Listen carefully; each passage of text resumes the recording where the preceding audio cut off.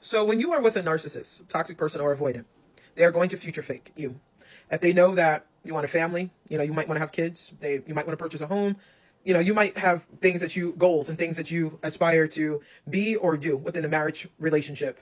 And for me, I can talk about it now, and sometimes it is a very painful moment for me.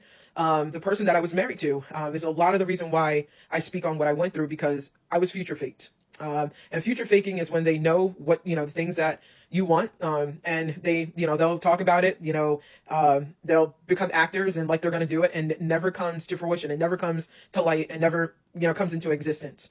For me, it was very hard, just to figure out that this person didn't want a family, didn't want kids.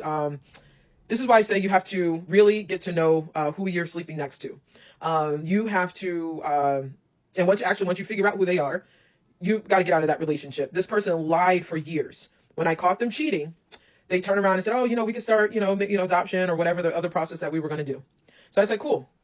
When I did this, about 3 weeks later, I guess she noticed that this future faking wasn't working on me, and she couldn't be as manipulative and as in control anymore. So she tells me, "Well, you and that person can keep the child.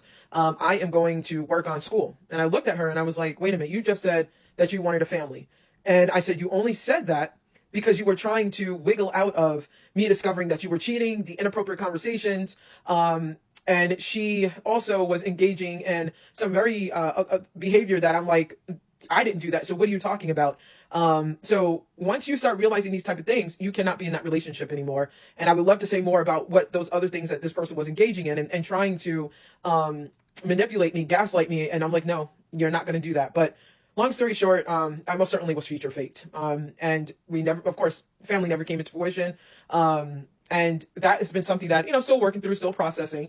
But, these things are not okay. These things are not okay to sit here and lie, and so that you could get what you want out of the situation. And when it no longer benefits you, then you just kind of, "Oh, well, I didn't want to do it. Oh, well." You don't do that. You don't play with people's feelings, and so that, things work out for you. So be aware these type of things will happen.